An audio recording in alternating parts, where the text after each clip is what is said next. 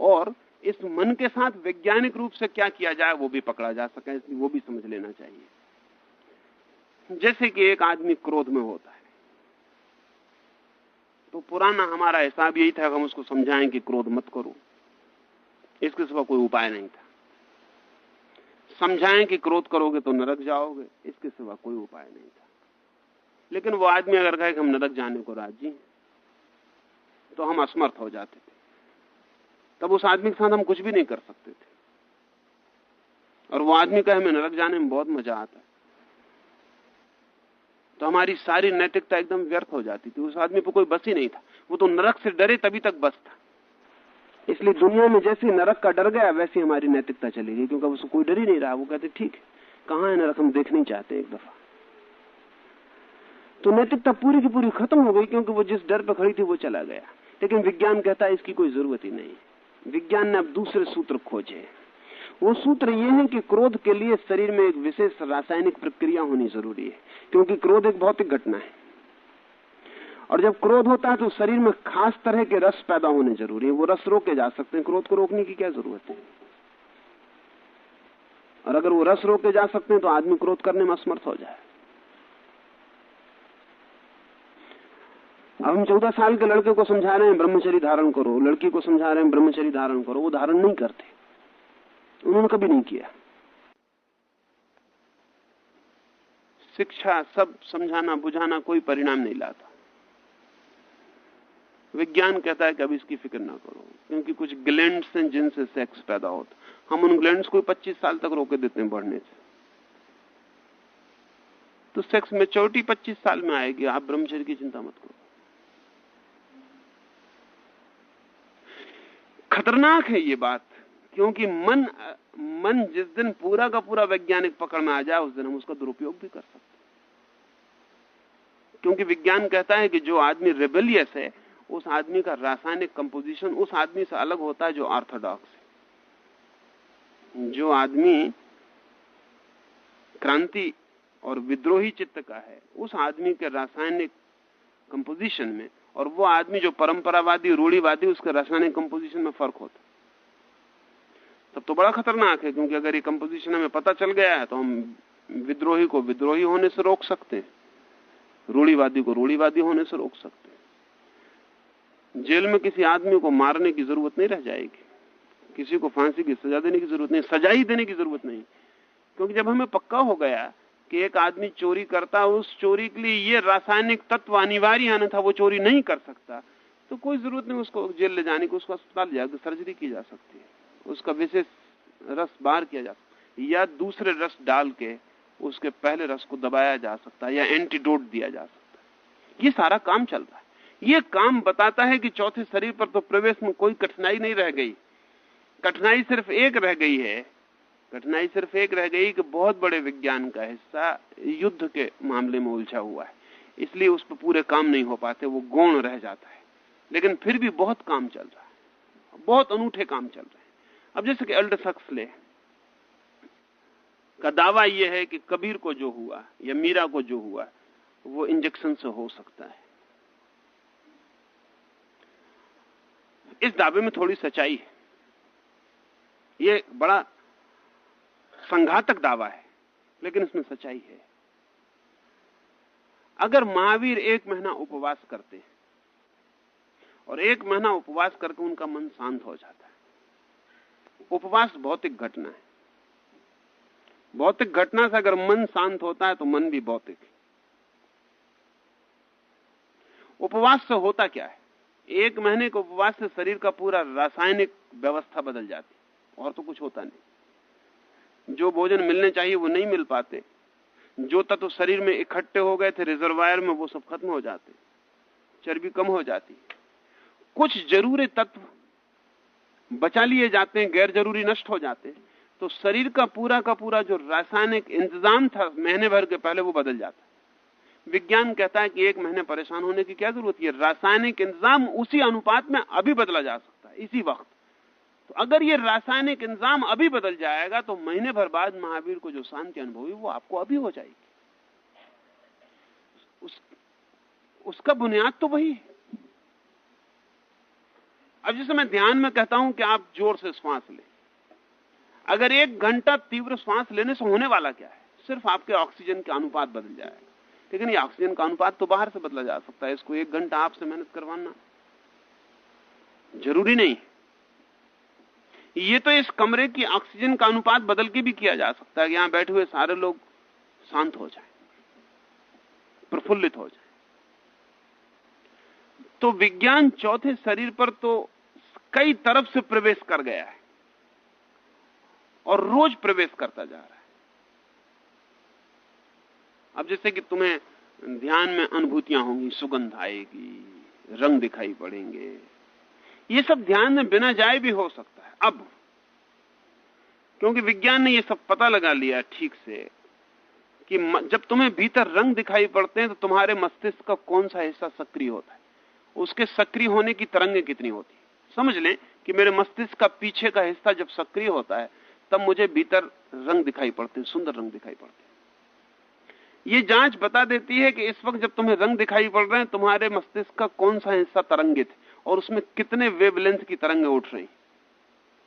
अब कोई जरूरत नहीं है आपको ध्यान में जाने की, उस हिस्से पर उतनी तरंगें बिजली से पैदा कर दी जाएं, आपको रंग दिखाई पड़ने शुरू हो जाते। ये सब पैरेलल हैं, क्योंकि इस तरफ का छोर पकड़ लिया जाए दूसरी तरफ का छोर तत्काल होना शुरू हो जाता। इसके खतरे, कोई भी नई खोज और मनुष्य के जितने भीतर जाती उतने खतरे बढ़ते चले जाते। अब जैसे कि हमने आदमी को कितनी उम्र बढ़ानी हम अब बढ़ा सकते हैं। अब कोई उम्र प्रकृति की बात नहीं, विज्ञान के हाथ में आ गई। तो आज यूरोप और अमेरिका में हजारों ऐसे बूढ़े हैं जो ये मांग कर रहे हैं अथनासिया की कि हमें स्वमरण का अधिकार चाहिए, क्योंकि उनको लटका दिया गया खाटों पर, वो लटके और उनको ऑक्सीजन दी जा रही है और वो अंतहीन काल तक उनको जिंदा रखा जाता। अब एक 90 साल का बुढ़ा वो कहता हमें मरना है, लेकिन डॉक्टर कहता हम मरने में सहयोगी नहीं हो सकते क्योंकि कानून उसको हत्या कहता है। अच्छा, उसका बेटा भी मन में भी सोचता हो कि पिता तकलीफ भोग रहा, तब भी खुले नहीं कह सकता कि पिता को मार डाला जाए, और पिता को अब जिलाया जा सकता है। और एक मशीन भी पैदा हो गई जो उसको जिलाए रखेगी, अब वो बिल्कुल मरा हुआ जिंदा रहेगा। अब ये एक लिहाज से खतरनाक है। हमारा पुराना जो कानून है वो तब का है जब हम आदमी को जिंदा नहीं रख सकते, सिर्फ मार सकते थे। अब कानून बदलने की जरूरत है क्योंकि हम जिंदा भी रख सकते हैं, और इतने सीमा तक जिंदा रख सकते हैं कि वो आदमी चिल्ला के कहने लगे कि मेरे साथ अत्याचार हो रहा है, हिंसा हो रही, कि अब मैं जिंदा नहीं रहना चाहता हूं, ये क्या मेरे साथ हो रहा है।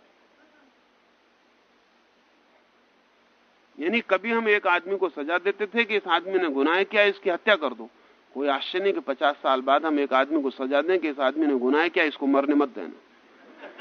इसमें कोई कठिनाई नहीं, और ये पहली सजा से ज्यादा बड़ी सजा सिद्ध होगी, क्योंकि मर जाना एक क्षण का मामला है और जिंदा रहना सदियों का हो सकता है।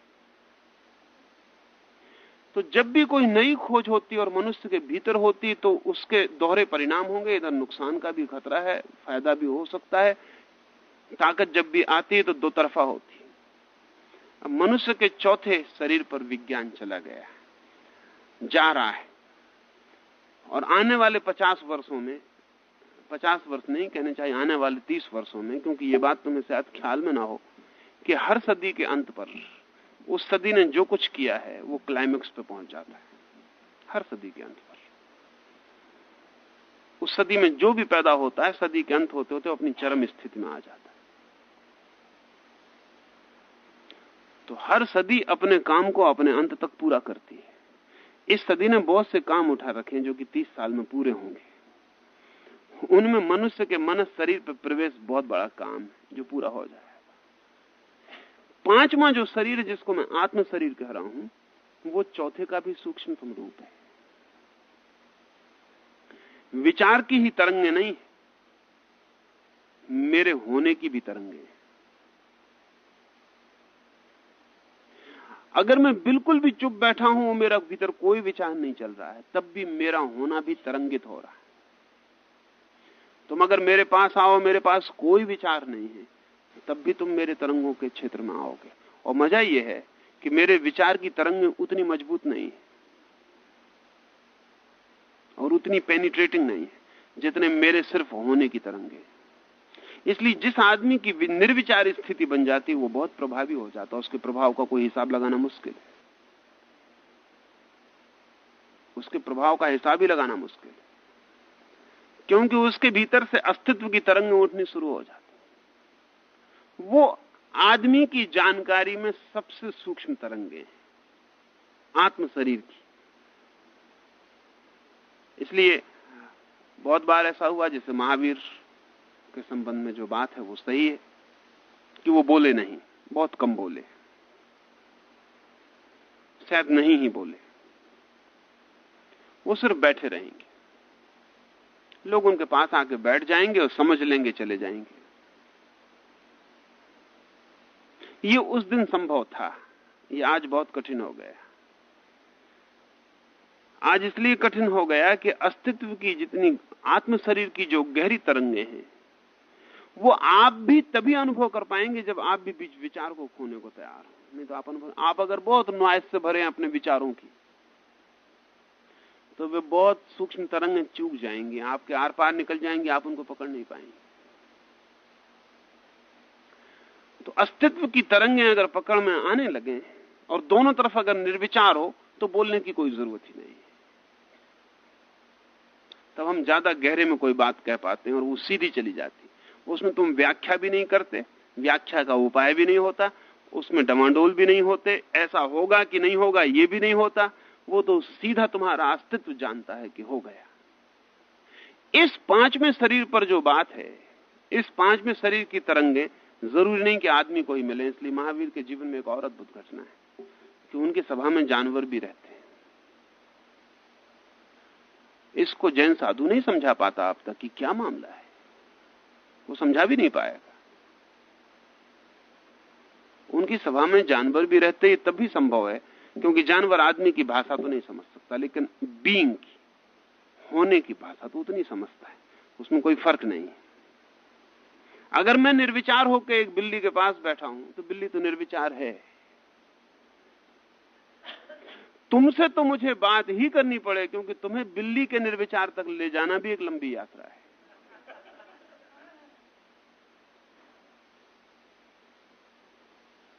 तो इसमें कोई कठिनाई नहीं है। अगर आत्म शरीर से तरंगें निकल रही हों तो उसको पशु भी समझ सकते हैं, पौधे भी समझ सकते हैं, पत्थर भी समझ सकते हैं। इसमें कोई कठिनाई नहीं है।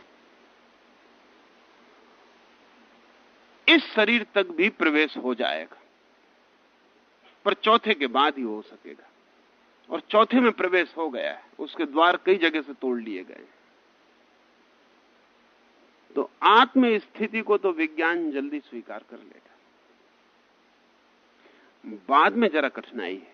इसलिए मैंने कहा कि पांचवें शरीर तक चीजें बड़ी वैज्ञानिक ढंग से साफ हो सकती, बाद में कठिनाई होनी शुरू हो जाती। उसके कारण, क्योंकि विज्ञान को अगर ठीक से हम समझें तो वो स्पेशलाइजेशन है,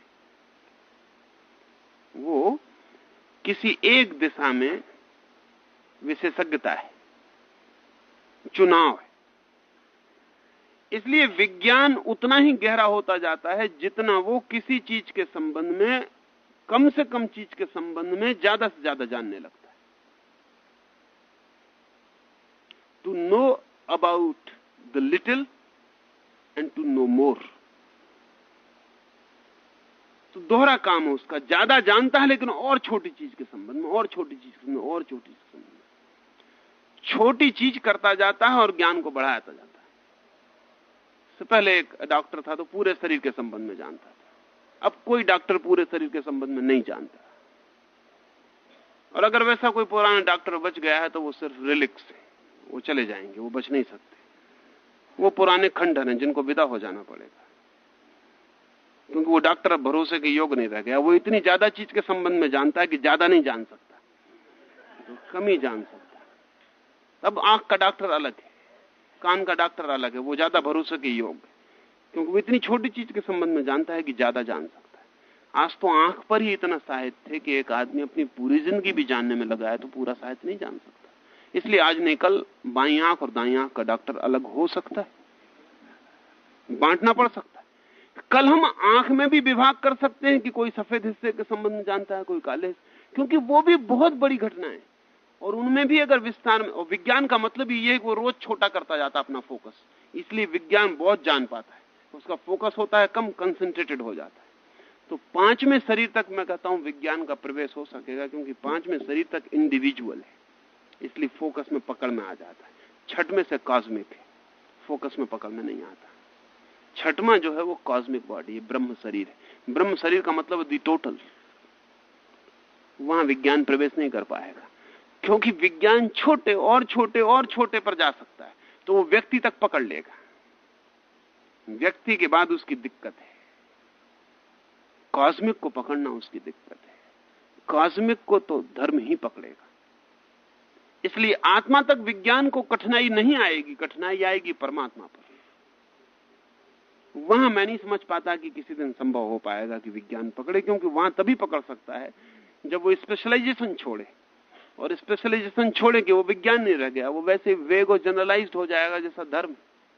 इसलिए मैंने कहा कि पांचवें तक विज्ञान के साथ सहारा और यात्रा हो सकेगी, छठवें पे वो खो जाएगा, और सातवें पे तो बिल्कुल ही नहीं जा सकता, क्योंकि विज्ञान की सारी खोज जीवन की खोज है। असल में हमारी जो जीवन की आकांक्षा है,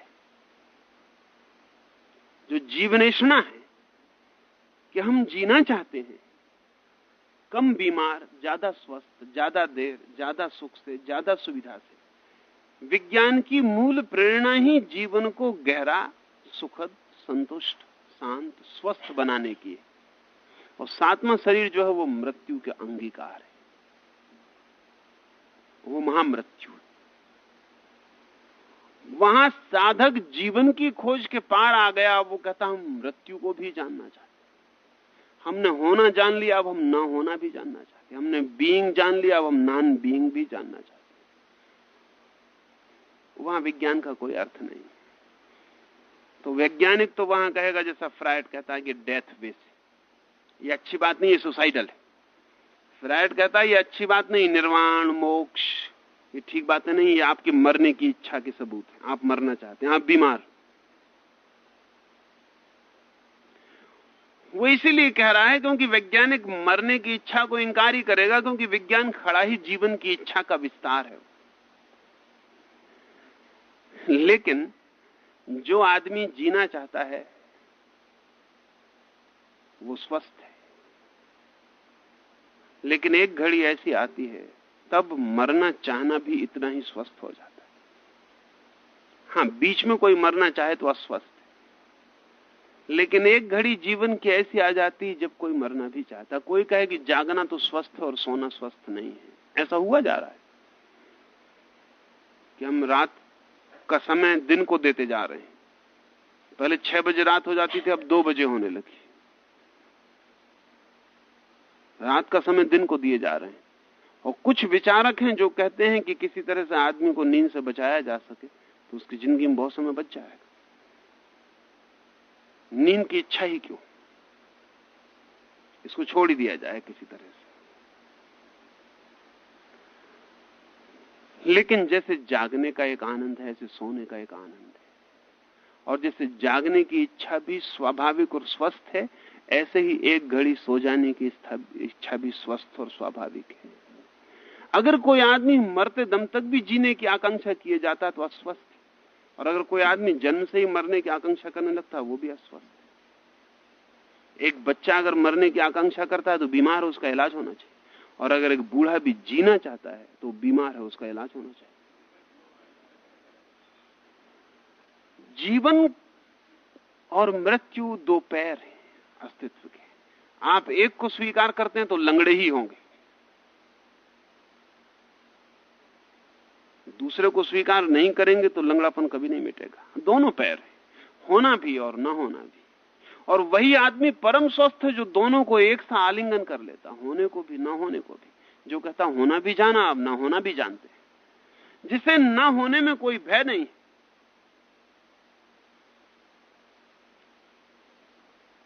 तो सातवां जो शरीर है वो तो सिर्फ उन्हीं साहसी लोगों के लिए है जिन्होंने जीवन जान लिया और अब जो मृत्यु भी जानना चाहते हैं, जो कहते हैं इसे भी खोजेंगे। जो कहते हैं हम इसे भी जानेंगे, जो कहते हैं हम मिट जाने को भी जानना चाहते हैं। ये मिट जाना क्या है, ये खो जाना क्या है, ये ना हो जाना क्या है। जीने का रस देखा, अब मृत्यु का रस भी देखा। अब तुम्हें इस संबंध में यह भी जान लेना उचित होगा कि जो हमारी मृत्यु है वो साथ में शरीर से ही आती है। साधारण मृत्यु भी वो हमारे साथ में शरीर से आती है, और जो हमारा जीवन है वो हमारे पहले शरीर से आता है। तो जन्म जो है वो भौतिक शरीर से शुरू होता है। जन्म का मतलब ही है भौतिक शरीर की शुरुआत।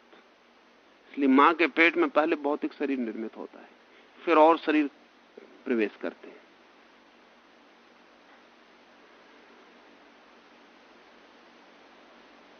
पहला शरीर हमारा जन्म की शुरुआत है, और अंतिम शरीर जिसको निर्वाण शरीर मैंने कहा, वो हमारी, वहां से हमारी मृत्यु आती है। और जो इस भौतिक शरीर को जोर से पकड़ लेता है वो इसलिए मौत से बहुत डरता है, और जो मौत से डरता है वो साथ में शरीर को नहीं जान पाएगा कभी। इसलिए धीरे धीरे भौतिक शरीर से पीछे हटते हटते वो घड़ी आ जाती है जब हम मौत को भी अंगीकार कर लेते, तभी हम जान पाते। और जो मौत को जान लेता है वो परिपूर्ण अर्थों में मुक्त हो जाता है, क्योंकि तब जीवन और मृत्यु एक ही चीज के दो पहलू हो जाते हैं, और वो दोनों के बाहर हो जाता है। ये साथ में शरीर तक विज्ञान कभी जाएगा, इसकी कोई आशा नहीं है। छठवें शरीर तक जा सकेगा, इसकी संभावना नहीं है। पांचवें तक जा सकता है, क्योंकि चौथे के द्वार खुल गए हैं, और पांचवें पे जाने में कोई कठिनाई नहीं रह गई। वस्तुतः सिर्फ ऐसे लोगों की जरूरत है जिनके पास वैज्ञानिक बुद्धि हो और जिनके पास धार्मिक हृदय हो, वो अभी प्रवेश कर जाएं। ये मुश्किल कॉम्बिनेशन है थोड़ा सा, क्योंकि वैज्ञानिक की जो ट्रेनिंग है वो उसे धार्मिक होने से कई दिशाओं से रोक देती है, और धार्मिक की जो ट्रेनिंग है उसे वैज्ञानिक होने से कई दिशाओं से रोक देती है। तो इन दोनों ट्रेनिंग का कहीं ओवरलैपिंग नहीं हो पाता, इस बड़ी कठिनाई है। कभी ऐसा होता है, जब भी ऐसा होता है तब दुनिया में एक नई पीक ज्ञान की, एक नया शिखर पैदा हो जाता है। जब भी कभी ऐसा होता है, जैसे पतंजलि, अब आदमी वैज्ञानिक बुद्धि का है और धर्म में प्रवेश कर गया, तो उसने योग को एक चोटी पे पहुंचा दिया, जिसके बाद फिर उस चोटी को पार करना अब तक संभव नहीं हुआ है। एक ऊंचाई पर बात चलेगी कि पतंजलि को मरे बहुत वक्त हो गया, बहुत काम हो सकता था, लेकिन पतंजलि जैसा आदमी नहीं मिल सका, जिसके पास एक वैज्ञानिक की बुद्धि थी और जिसके पास एक धार्मिक साधना का जगत था। एक ऐसे शिखर पर बात पहुंच गई कि उसके बाद फिर योग का कोई शिखर दूसरा उससे ऊंचा नहीं उठा सका। अरविंद ने बहुत कोशिश की लेकिन सफल नहीं हो सके। अरविंद के पास भी एक वैज्ञानिक की बुद्धि थी, और शायद पतंजलि से ज्यादा थी, क्योंकि सारा शिक्षण उनका पश्चिम में हुआ। अरविंद का शिक्षण बड़ा महत्वपूर्ण है। बाप ने अरविंद को हिंदुस्तान से बहुत छोटी उम्र में, 5-6 वर्ष की उम्र में भेज दिया, और सख्त मनाही की कि अब इसे हिंदुस्तान तब तक वापस नहीं लौटाना जब तक ये पूरा मैच्योर न हो जाए। ये हालत आ गई कि बाप के मरने का वक्त आ गया, और लोगों ने चाहा कि अरविंद को वापस भेज दें। उन्होंने कहा कि नहीं, मैं मर जाऊं ये बेहतर। लेकिन लड़का पूरी तरह पश्चिम को पी के लौटे, पूरब की छाया भी ना पड़ जाए उस पर, उसे खबर भी ना दी जाए कि मैं मर गया। हिम्मतवर बाप था ऐसे। तो अरविंद पूरे पश्चिम को पी के लौटे। अगर हिंदुस्तान में कोई आदमी ठीक अर्थों में वेस्टर्न था तो वो अरविंद थे। वो अपनी भाषा उनको लौट के सीखने पड़ी, मातृभाषा, वो तो सब भूल भाल गए थे। तो विज्ञान तो पूरा हो गया इस आदमी में, लेकिन धर्म पीछे से आरोपित था, वो बहुत गहरा नहीं जा सका। धर्म जो था वो बहुत बाद में ऊपर से प्लांटेड था, वो बहुत गहरा नहीं जा सका। नहीं तो पतंजलि से ऊंचा शिखर अरविंद छू सकते थे। वो नहीं हो सका। वो ट्रेनिंग जो थी पश्चिम की, वो बहुत गहरे अर्थों में बाधा बन गई, और बाधा इस तरह से बन गई कि वो जैसा वैज्ञानिक सोचता है उसी तरह से सोचने में लग गए। तो डार्विन की सारी एवोल्यूशन वो धर्म में ले आए।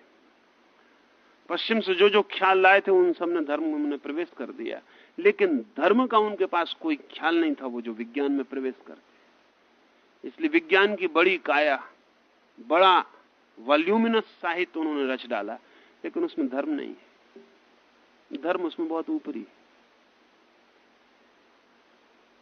जब भी कभी ऐसा हुआ है कि वैज्ञानिक बुद्धि और धार्मिक बुद्धि का कहीं कोई तालमेल हो गया तो बड़ा शिखर छुआ जा सकता है। ऐसा पूरब में हो सकेगा, इसकी संभावना कम होती जाती है, क्योंकि पूरब के पास धर्म भी खो गया और विज्ञान तो है ही नहीं।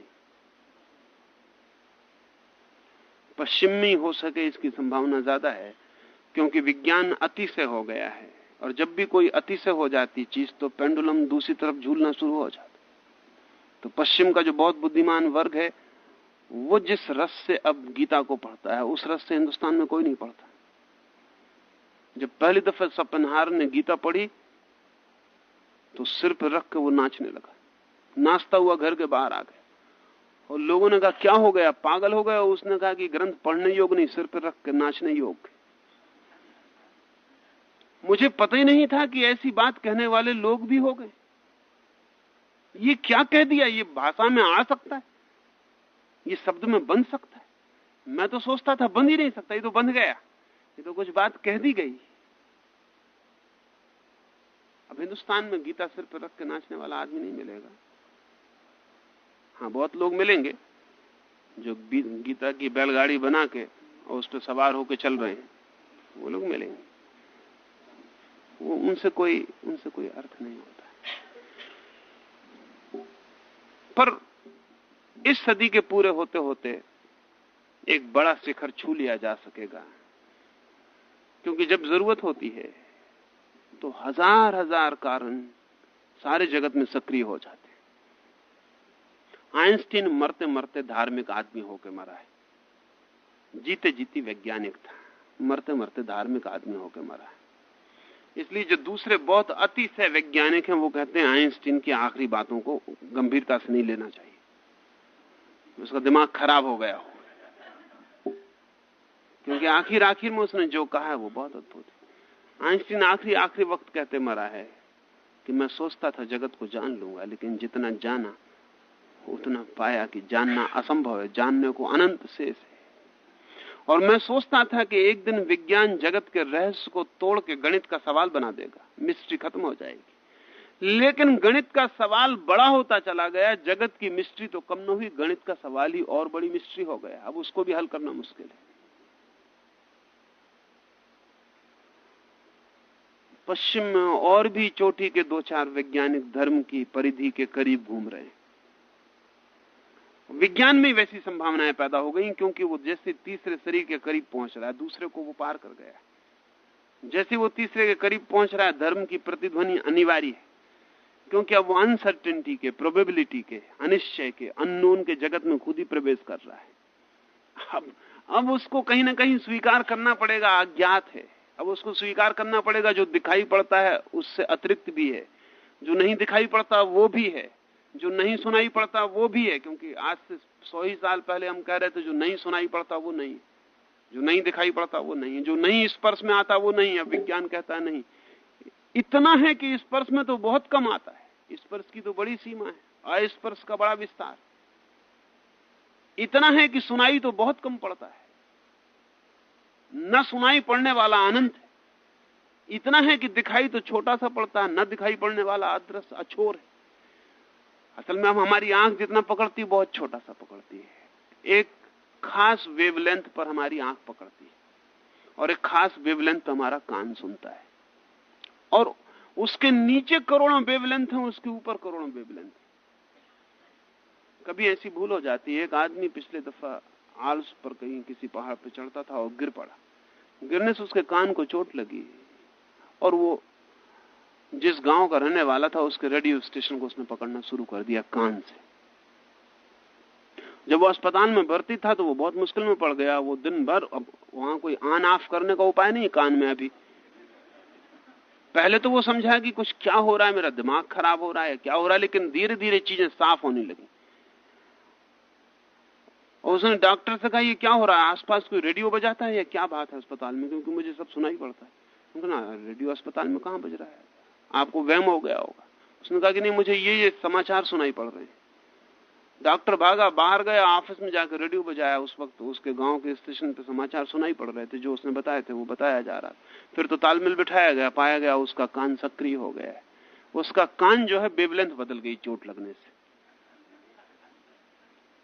आज नहीं कल रेडियो ऐसा अलग हो, ये गलत है। आज नहीं कल ये इंतजाम हो जाएगा, हम कान की वेवलेंथ सीधा डाइवर्ट कर सके। कान में एक मशीन ऊपर से लगा लें, उसकी वेवलेंथ बदल सकें तो वो उस स्तर पर सुन सके। करोड़ों आवाजें हमारे आसपास से गुजर रही, छोटी मोटी आवाजें नहीं, क्योंकि हमको अपने कान के नीचे की आवाज भी सुनाई नहीं पड़ती, उससे बड़ी आवाज भी नहीं सुनाई पड़ती। अगर एक तारा टूटता है तो उसकी भयंकर गर्जना की आवाज हमारे चारों तरफ से निकलती, लेकिन हम सुन नहीं पाते, नहीं हम बहरे हो जाए। बड़ी बड़ी आवाजें निकल रही, बड़ी छोटी आवाजें निकल रही, वो हमारे पकड़ में नहीं है।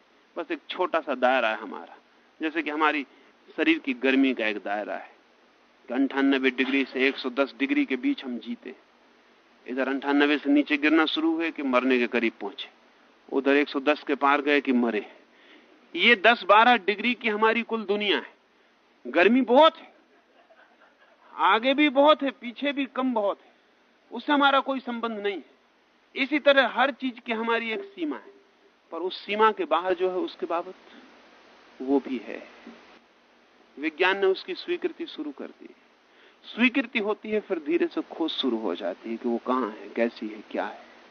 उस सबको जाना जा सकेगा, उस सबको पहचाना जा सकेगा। और इसलिए मैंने कहा था कि 5 में तक संभव हो सकता है।